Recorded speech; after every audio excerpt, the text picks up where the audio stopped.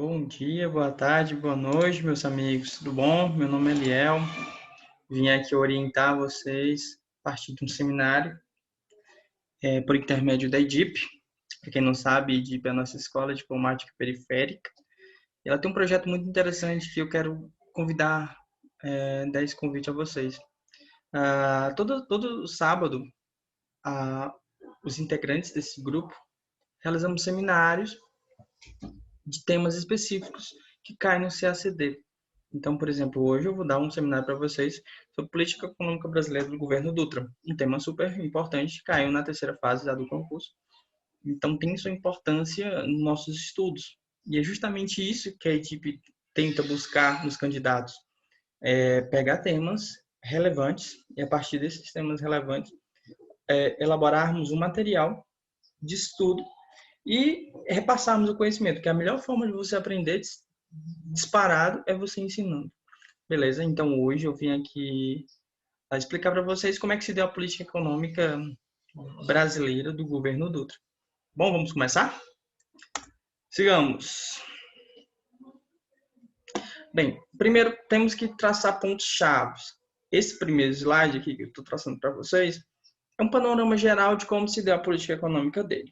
Beleza. O contexto internacional é de um pós-guerra mundial. Então, tem toda aquela mudança, né? E como o Brasil participou ativamente da Segunda Guerra Mundial, ele saiu com um certo prestígio, tanto diplomaticamente quanto financeiramente. Ele saiu com ganhos financeiros da Segunda Guerra Mundial. E o segundo ponto que temos que trabalhar é que o governo Dutra não foi linear economicamente em todo o seu mandato. Teve um período em que ele foi mais contracionista economicamente, teve um período em que ele foi mais flexível. Então vamos trabalhar, vamos ver cada um deles, beleza? Mas, entretanto, todavia, os dois pilares do seu governo foram pautados em combater a inflação e controlar os gastos públicos. Tudo bem? Tem que saber disso. Na verdade, são as políticas de quase todo presidente, né? Qual foi a medida inicialmente de Dutra? Foi manter o câmbio sobrevalorizado. Quando tu mantém uma taxa de câmbio sobrevalorizada, tu tenta meio que equiparar o real a uma moeda internacional. E quando tu faz isso, por exemplo, sonhando aqui que R$ 1 é igual a $1, a nossa moeda está sobrevalorizada, está muito valorizada. Quando R$ 1 é igual a $1, tu consegue exportar um iPhone de $1.000 por R$ 1.000. Então, tu fomenta uma importação, tu fomenta uma política de importações internacionais, tu fomenta o mercado internacional, que era justamente esse contexto de pós-Segunda Guerra Mundial. Os Estados Unidos implementou o sistema capitalista ferrenho, então o que ele pregava era vamos liberalizar a economia, vamos importar, vamos fomentar as importações, exportações. Então o Brasil fez isso, ele sobrevalorizou a nossa moeda justamente para se alinhar aos Estados Unidos e fomentar as importações de produtos. Em consequência disso, quando a nossa moeda está muito sobrevalorizada, as nossas importações são prejudicadas. Porque se, por exemplo, hoje o dólar está R$ 5 mais ou menos, quando tu vende um produto a $100 e tu converte para o Brasil, vai dar o quê? R$ 560. Bom, né? Agora, se, por exemplo, a nossa moeda está sobrevalorizada, está equiparada ao dólar, R$ 1, $1, quando tu vende um produto de $100, tu ganha R$ 100. Então, não compensa para o cara exportar, entendeu? Então, isso teve um impacto na nossa balança de pagamento, nossa balança comercial, tá bom? Como consequência disso, como consequência de nós elevarmos a nossa taxa de câmbio e importarmos tudo, o que aconteceu foi que as nossas reservas internacionais diminuíram muito rápido. E para quem não sabe, a reserva internacional é a moeda estrangeira que temos nos nossos cofres no Banco Central. Naquela época não era Banco Central, mas é a moeda estrangeira que temos no nosso Banco Central que possibilita que a gente realize transações. Porque o real, ele não dá para comprar um produto dos Estados Unidos com real. Tu tem que ter dólar para comprar. Então essa moeda estrangeira é chamada de reserva internacional. Então quando o Dutra falou assim, não, vamos sobrevalorizar a nossa taxa de câmbio e vamos importar tudo. Quando ele começou a importar tudo, ele começou a trocar com dólar, né? Compra dólar, dólar, dólar, acabou que diminuiu nossas reservas internacionais. E uma das coisas que eu falei para vocês é que prejudicou as nossas exportações. Por quê? Porque a nossa moeda estava sobrevalorizada, estava equiparada ao dólar. Tipo, suponha, estava em termos bem rústicos, estava equiparada ao dólar. Então, para exportar não compensava. Então, diminuiu, perdeu a competitividade das nossas exportações, nossos produtos estavam caros, tá bom? E o estímulo à substituição, no final, né, Dutra percebeu que não dava para manter isso o governo inteiro, porque senão o Brasil não iria conseguir ter reservas internacionais para comprar o essencial, porque estava importando tudo. Então, lá pelo final, Dutra resolveu mudar esse regime de câmbio e instituir uma licença para importar, licenças para importar. Então, tinha um grau de essencialidade nessas licenças. Tu não podia ter uma licença para importar qualquer coisa. Dava as preferências justamente para bens de capitais, bens que pudessem fomentar a industrialização do país, tá? E por fim, lá na fase final do governo dele, houve uma recuperação do preço do café. Isso melhorou nosso balanço comercial lá no finalzinho do governo dele, tá bom? O que é balança comercial? Gente, balança comercial são as importações, são as exportações menos as nossas importações. É o saldo que dá nisso, beleza? Vamos para o segundo slide. Aqui eu destrinchei como é que foi o governo dele, tá bom, gente? Para termos uma noção temporal. Isso é sempre bom em todos os governos, todos os presidentes do Brasil. Tu tem que ter essa noção. Quando começa, o meio e o final, como se deu cada etapa deles. O, o governo de Dutra, inicialmente, teve essa influência liberal do sistema Bretton Woods. Por quê? Porque o mundo estava em guerra, cara. O mundo antes estava em guerra. Então, quando acabou a guerra, todo mundo, vamos comercializar internacionalmente, vamos impulsionar o capitalismo, porque o capitalismo é a solução para todos os problemas. Então, esse sistema Bretton Woods era justamente isso, era propiciar uma liberalização das economias. Beleza? E então, inicialmente, a primeira etapa foi o quê? Foi uma sobrevalorização da moeda, como tínhamos tratado anteriormente. O Brasil fixou a taxa ao Cruzeiro Real em 18,50 por dólar.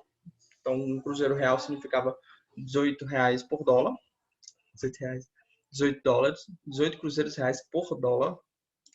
Beleza? Dólares. E teve uma tentativa de controlar os gastos públicos e abertura das importações. Então, a primeira fase foi isso. Ele sobrevalorizou a moeda, ele tentou diminuir os gastos públicos e abriu para as importações exteriores. Beleza?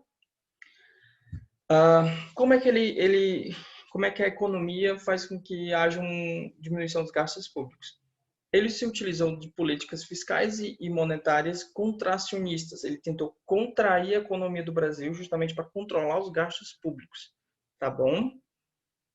Já na segunda fase do seu governo, em 1947 a 1951, o que ocorreu foi o seguinte: ele manteve a taxa de câmbio como estava. No entanto, ele adotou esse controle sobre as compras. Ele não ia comprar qualquer coisa internacionalmente, bugigando internacionalmente. Pô, se tem aqui no Brasil, a gente vai comercializar no Brasil. Agora, por exemplo, vamos importar uma máquina que é preciso para nós ajudarmos a nossa industrialização aqui no Brasil. Tá? Então, vamos dar uma essencialidade nas nossas importações. Vamos importar o quê? Máquinas, matéria-prima, produtos realmente que são essenciais e que fomentem a gente para produzirmos. Então, foi um início de uma industrialização, um início de uma política industrializadora a partir do governo Dutra, tá bom? Sistema de autorização, deixa eu só diminuir aqui o zoom aqui da tela. Pronto, tem um sistema de autorizações prévias para importar, é o que eu acabei de falar para vocês. Decisões econômicas no período. O que aconteceu foi que, inicialmente, como ele estava importando tudo, houve uma deteriorização rápida das reservas internacionais. Eu já expliquei para você que são reservas internacionais. Quais são os problemas disso?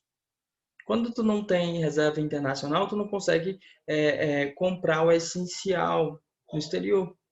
Tu não vai ter dinheiro aqui estrangeiro para comprar uma máquina, para comprar uma válvula importante para o setor siderúrgico. Então, essa decisão dele inicialmente de sobrevalorizar a taxa de câmbio e importar tudo, teve como consequência isso, uma rápida deteriorização das reservas cambiais, das reservas internacionais. Beleza? E isso tem impacto diretamente na nossa industrialização, porque se não tivermos reservas internacionais, não poderemos comprar o essencial para fomentar a nossa industrialização. Então, inicialmente aconteceu isso. O que ele percebeu? Ele percebeu que não dava para manter isso, não dava para manter essa postura. Aí, como vamos ver, futuramente ele instituiu as licenças para importar, principalmente material essencial para a industrialização no país. Entretanto, como havia citado anteriormente, a principal política dele foi realmente conter a inflação. E ele pensou assim, poxa, se eu deixar tudo entrar aqui no Brasil, todos os produtos estrangeiros entrar aqui no país, o que acontecerá é que, como vai ter competição interna, porque vai ter os produtos internos e os produtos estrangeiros, os preços vão baixar e vai diminuir a inflação. Infelizmente, essa teoria dele não se concretizou.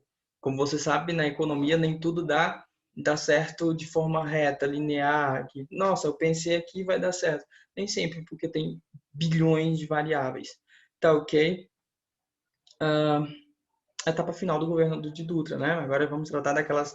Ele percebeu que ele tinha feito, percebeu que importar tudo não era a melhor solução para diminuir a inflação e ele estava causando outros problemas, como falta de reservas internacionais para importar produtos realmente essenciais para a industrialização do país. Então, o que ele fez? Ele não desvalorizou o câmbio brasileiro, não desvalorizou, ele continuou no mesmo patamar, só que ele fez o seguinte, ele implementou uma certa restrição de importação. Ele não ia mais importar tudo. Ele deu prioridade para bens de capital, que são bens de capital, são bens que dá para ser utilizado para formar outros bens, tá? Como máquinas, tá bom? Então, o que ele fez? Vamos dar essencialidade às importações, não vamos importar mais tudo, porque nossas reservas internacionais estão diminuindo. Então, vamos dar preferência a máquinas, equipamentos, matéria-prima, em detrimento de produtos finais. Produtos finais, por exemplo, esse meu notebook que eu estou usando aqui, ele é um produto final, porque ele já está todo completo, eu já posso usá-lo. Mas, por exemplo, se eu comprar uma máquina que corte papel grande, né? Tipo, isso é um bem de capital porque ele vai servir para produzir outro produto, tá bom? O que aconteceu foi que embora o sistema tenha sido adotado para frente à escassez de divisas, na prática foi um mecanismo de fomentar a industrialização nacional. Realmente, como eu falei para vocês, como estava começando a faltar reserva internacional, ele tinha que selecionar bem o que ele estava comprando. Então, ele deu preferência para fomentar a nossa industrialização, tá bom? Isso é super importante. O governo dele, muitos historiadores afirmam que foi um governo liberal demais e que não prestou atenção na nossa industrialização nacional. No entanto, eu estou provando para vocês com fatos, com argumentos da banca examinadora do nosso concurso da diplomacia, que teve sim um caráter ele teve sim um caráter nacional de industrializar a nossa economia, beleza? Apesar de ter inicialmente esbarrado em algumas dificuldades. Bem, nos anos finais do governo de Dutra, o que ocorreu foi o seguinte: uma relativa recuperação das divisas, justamente por quê? Porque o preço do café, o café teve um aumento do preço. Então, conseguimos exportar muito café e muita moeda estrangeira veio para o Brasil. Então, isso meio que melhorou a nossa balança comercial, porque conseguimos exportar muito café. E isso meio que contrabalanceou nossas importações de produtos estrangeiros. Então, né, mais pelo final do governo Dutra, tivemos isso. Desculpa a zoada aqui. Tivemos um aumento da nossa balança comercial, tá bom? Cara, terremoto, é? Então, vamos lá. Com essa maior seletividade da compra de bens e serviços, houve uma industrialização nacional e essa política de substituição foi característica também em governos posteriores, como Juscelino Kubitschek. tá bom? Alguns pontos importantes que eu coloquei aqui para vocês, justamente alguns conceitos. O que é desvalorização cambial? O que ela propicia? Eu falei para vocês de sobrevalorização cambial, quando a moeda está muito elevada. O que ela faz? Eu lia somente, eu vi você respondendo. Quando a moeda está muito valorizada, é melhor importar, porque a nossa moeda vai estar pau a pau com o dólar, por exemplo, R$ 1, $1. Tu pensa sempre assim, R$ 1, $1. É o quê? É bom para importar, mas é ruim para exportar. Agora, quando a gente desvaloriza a nossa moeda, como hoje está acontecendo, que $1 é 5,60 centavos, 60 e pouco, alguma coisa assim. O que acontece? Para exportar é muito bom, porque se tu exporta uma coisa a $100, tu vai receber o quê? A 560, entendeu? Agora, para importar, gente, é horrível, horrível, horrível. Porque, por exemplo, se é $100, se é $1.000, um iPhone, alguma coisa do tipo, e tu vai importar, tu vai pagar 5.500 reais, 5.600 reais. É horrível. Quando a moeda está sobrevalorizada, aí já é bom, porque está mais ou menos parecido. Entendeu? Divisa, eu coloquei aqui o conceito que é dívida a uma moeda estrangeira, eu expliquei para vocês, né? Outro ponto que podia ser abordado no, na, no contexto do governo Dutra foi a missão ABINC. O que foi essa missão ABINC? Os Estados Unidos não estavam querendo financiar o desenvolvimento do Brasil, então falou assim, vamos levar uma comissão para analisar por que o Brasil não se desenvolve. Aí fomentaram a missão ABINC, eles estudaram por que o Brasil não se desenvolvia e apresentaram um relatório, né? E um pouquinho de dinheiro também eles apresentaram, mas eles falavam que o Brasil necessitava se desenvolver por meio de capital privado. O Brasil não gostou disso. Enfim, o que foi o sistema Bretton Woods, foi em 1944, foi um sistema basicamente pós-guerra mundial que tentava liberalizar a economia fomentando o capitalismo. Teve nessa época a criação do FMI, a criação do BID, a instituição do padrão dólar-ouro, tá bom? Tu conseguia transacionar, pegava o teu ouro, trocava por dólar e a partir desse dólar tu conseguia transacionar. Beleza? Os Estados Unidos até abandonou em 1971, que realmente era uma faca de dois gumes. Enfim, outro ponto também que tu podia abordar pensando no governo Dutra era o plano SALT. O Dutra elaborou esse plano pensando no seguinte: vamos atacar os principais setores da economia brasileira para tentar desenvolvê-la. Quais são os principais setores? Saúde, alimentação, transporte e energia. Tá? Esse foi um plano interessante do governo Dutra, no entanto, não ficou muito. Foi aprovado, mas não deu seguimento porque não tinha financiamento. Tá? O grande problema brasileiro é isso. E por isso que o Brasil queria ajuda dos Estados Unidos, por isso o Dutra se alinhou automaticamente nos Estados Unidos. No entanto, teve esse americanismo ideológico, no entanto, não teve recompensas. Tá bom? Entrando já para o seio político, né? Por fim, daria para tratar nessa temática o período em que houve o ministro da Fazenda, o senhor Correia e Castro. Nesse período, houve o quê? Houve até 1949, houve o quê? Houve uma política econômica ortodoxa, ou seja, basicamente controlar a inflação e diminuir os gastos públicos. Ortodoxo, mais ou menos quer dizer isso. Já quando trocou esse ministro, a partir de 49, pelo Guilherme da Silveira, o que ocorreu? O Brasil se meio que flexibilizou essa política. E justamente foi nessa época que surgiu o Plano Salt e tal. Houve uma flexibilização dessas metas fiscais e monetárias. Se inicialmente com Correia e Castro tinham uma ideia mais contracionista de contrair a economia, já com o ministro Guilherme da Silveira, o que se pensava era justamente ter uma política fiscal menos contracionista e mais expansionista. Beleza? Em termos econômicos, seria isso. Expansionista como? Diminuindo as reservas obrigatórias que os bancos tinham que manter, diminuindo a taxa de juros. São políticas expansionistas. O que é substituição de importações é justamente isso. Para fomentar a industrialização, diminuindo a importação, que o importe só é necessário para as indústrias. Beleza? E o que é licença para importar é uma licença que privilegia a essencialidade do produto. Então, eu trouxe aqui a questão para vocês, a questão da terceira fase, elaborada pela IADS, e perguntava justamente isso que eu trabalhei na aula com vocês. Quais são os impactos na balança comercial e o nível de reservas internacionais? Isso eu expliquei para vocês. Vocês sabem responder já. E os efeitos da industrialização do país na época de Dutra. Eu falei bastante desses pontos para vocês, tá bom? Então, comentem aqui, botem a resposta de vocês aqui, pode ser discursiva ou por tópico aqui nos comentários, para ver se vocês realmente pegaram a ideia. Mas era basicamente isso. Quero agradecer a participação de vocês e reiterar o convite que eu fiz anteriormente para participar do grupo da EDIP. Qualquer dúvida é só perguntar aqui nos comentários e acho que creio eu que aqui embaixo, na descrição do vídeo, já ter o contato do César para a gente incorporar você no grupo. Totalmente gratuito, não tem pagamento, não tem nada de nada. É um grupo colaborativo em que você tenta ajudar o próximo com conhecimento para conseguirmos um dia ser diplomata. Beleza? Então, valeu, gente. Até mais.